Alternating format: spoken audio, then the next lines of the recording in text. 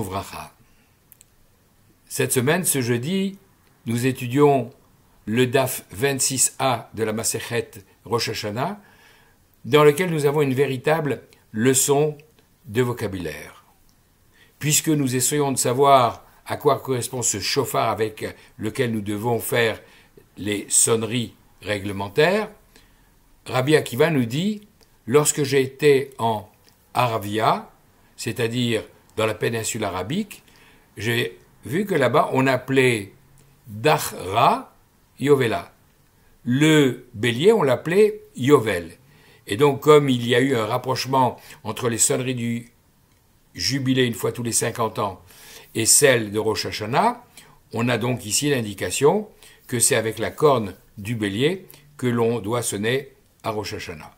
Et puisqu'on parle de vocabulaire, Rabbi Akiva continue en disant « Et quand j'ai été en Gaule, comprenez la France, on appelait une femme Nida, on l'appelait Galmouda, Gemoula Mibaala. Elle était séparée de son mari compte tenu de son état, de son indisposition. » Rabbi Akiva continue en disant « Quand j'étais en Afrique, on appelait là-bas la pièce de 112, Mea, on l'appelait Kessita. » Et en quoi c'est important pour nous? Tout simplement parce que dans 15 jours, dans la parashat Vayishlach, lorsque Yaakov fera l'acquisition d'un terrain à Shrem, il le paiera Mea Kessita, et grâce à cela, on sait de quoi il s'agit.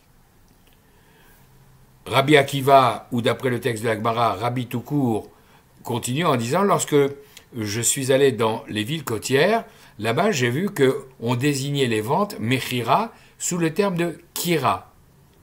Et en quoi c'est important de le préciser, c'est qu'à la fin du livre de Bereshit, lorsque Yosef demandera à Pharaon de le laisser monter en terre d'Israël pour enterrer Yaakov, et il rappellera le serment qu'il a fait à son père, quand il lui a parlé de cet endroit, Asher Karitili, que j'ai acquis pour moi ou que j'ai creusé pour moi avec ce double sens sur lequel on va revenir. Dans ce passage de l'Akbara, il y a deux versets du livre de Bereshit qui sont cités. Le premier, celui donc de la parashat Vayishlach, où on nous dit que Yaakov a acheté un terrain de la main des enfants de Hamor, le père de Shrem, pour 100 kessita. Et Rashi nous explique justement, en citant notre Gemara, quel est l'intérêt de préciser cette somme en ajoutant que c'était avec des espèces sonnantes et trébuchantes, un peu comme on l'avait dit pour le paiement à Ephron de la grotte de Marpella. Et il y a un deuxième verset qui est évoqué à la fin du passage que nous avons lu, à savoir celui du chapitre 50, verset 5 du livre de Bereshit, dans lequel Yosef dit à Pharaon, « Mon père m'a fait jurer en disant, lorsque je serai mort, eh ben, tu m'amèneras dans la sépulture que j'ai acquise ou que j'ai creusée dans le pays de Canaan, et là-bas tu m'enterreras. » Ce qu'il est intéressant de voir, c'est que Rashi, dans le Chumash, sur ce verset-là, donne deux explications. La première qui fait d'ailleurs un peu écho à un verset que nous lirons dans la parashat Toledot de cette semaine, où on nous dit que Yitzhak, lorsqu'il a quitté Avimelech, il a construit un autel pour l'Éternel, il a prié là-bas, il a planté sa tente, Vayichu Sham Avdei Yitzhak Be'er, dans ce verset, on nous dit au verset 25 qu'il a creusé des puits, il a creusé un puits là-bas, au travers de ses serviteurs, et on emploie le terme Vayichu, qui est le terme que l'on a cité dans la Gemara tout à l'heure, à propos de la tombe de Yaakov.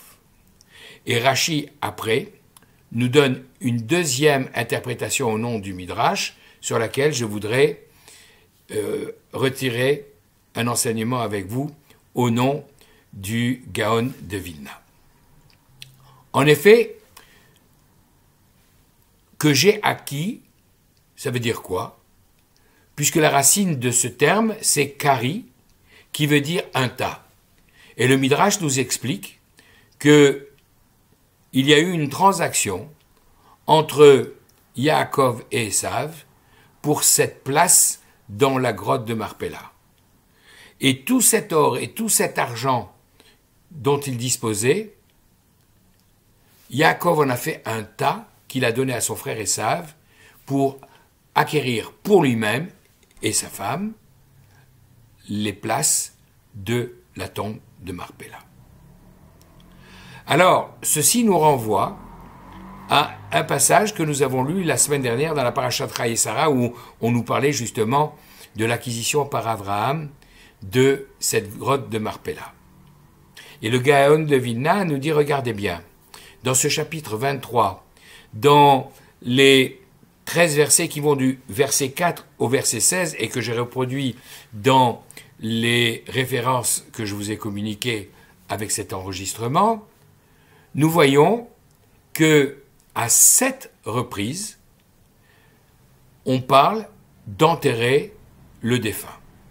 Au verset 4, Vegbera meti, et je vais enterrer mon mort.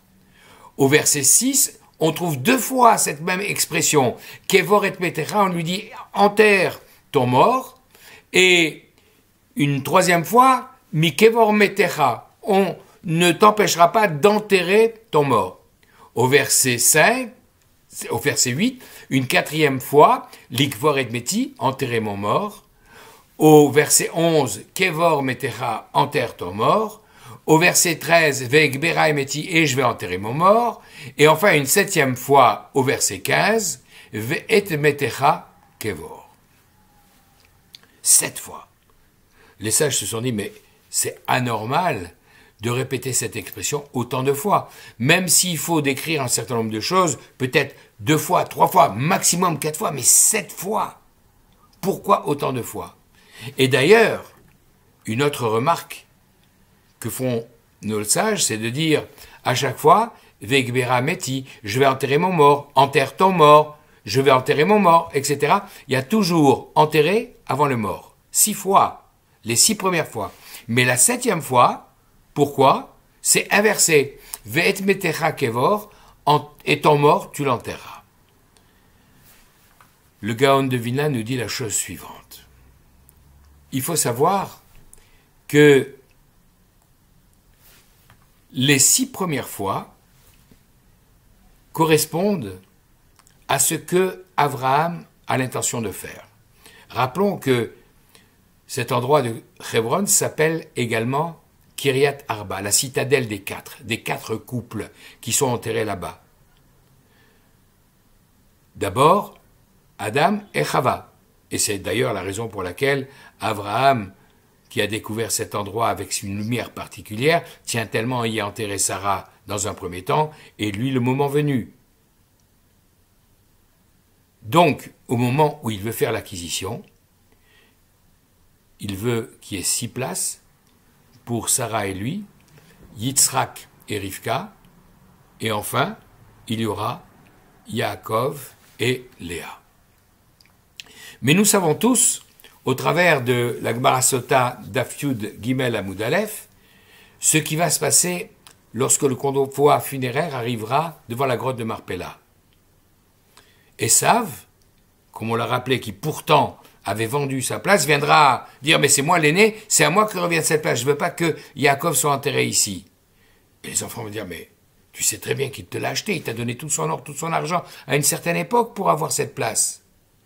Montrez-moi l'acte de propriété. Nous sommes venus d'Égypte pour l'enterrer, nous n'avons pas pris tous nos documents avec nous. Je veux rien savoir. » Naphtali, Ayala Shelucha, Naphtali qui était une biche élancée, a dit « ne vous en faites pas, je vais vite courir en Égypte et vous ramener le document. » Et il y avait ici, parmi la famille, parmi les petits-enfants, Chushim ben Dan, Chushim, le fils de Dan, qui était sourd comme un pot, et qui dit « mais qu'est-ce qui se passe ici? Papy est là, en train d'attendre d'être inhumé, et pourquoi on attend ?» Et on lui explique, parce qu'il y a tonton Esav qui ne veut pas le laisser enterrer et qui a demandé qu'on aille chercher la preuve de l'acquisition en Égypte. Roshi m'a dit « quoi? Je veux rien entendre, j'entends rien, je veux rien entendre. » ce n'est pas un kavod du respect pour notre grand-père que de le laisser là, ici, en train d'attendre. Il a pris son épée et il a tranché la tête de Esav, qui a roulé jusqu'à l'intérieur du caveau de Marpella, jusqu'au bras de son père Yitzhak, et la tête de Esav est enterrée dans la grotte de Marpella. Le reste du corps, ses enfants qui l'avaient accompagné l'ont pris pour aller l'enterrer à Séhir. Alors maintenant, on voit qu'il y a un 7e mort, au moins partiellement, qui a été enterré. Et donc, pourquoi cette inversion? Kevor et Metecha, enterre ton mort, je vais enterrer mon mort. Pourquoi 6 fois dans l'ordre, et la 7e fois dans l'ordre inverse? La Gemara Brachot, Dav Yutret Amoudbet, 18b, nous dit que les Rechaïm, même de leur vivant, on les appelle morts. Alors que les Tzadikim, de leur vivant, on les appelle vivants, mais également après leur mort, on les appelle vivants et encore plus vivants que précédemment. Et alors, si c'est cela, pourquoi on les appelle morts, Kevor et Metecha, enterre ton mort s'il s'agit de Tzadikim? Tout simplement parce que, comme nous l'apprend la Gemara Shabbat Daf Kuf Nun Amud Bet, on les enterre d'abord alors qu'ils sont vivants, mais il arrivera un moment, juste avant la venue du Mashiach et juste avant la résurrection des morts plus précisément, un moment où les tzadikim qui sont vivants dans leur tombe, ils vont mourir un instant de raison pour goûter le goût de la mort et pour pouvoir participer, comme tout le monde, à la résurrection des morts. Donc, Kevor et Metecha, enterre ton mort, enterre d'abord celui qui est vivant et qui, à un instant de raison, sera mort. Alors que, pour Esav et pour sa tête, Ve'et Metecha Kevor, celui qui, même quand il était vivant, était appelé un mort parce que c'était un rachat, Ve'et Metecha Kevor, enterre-le.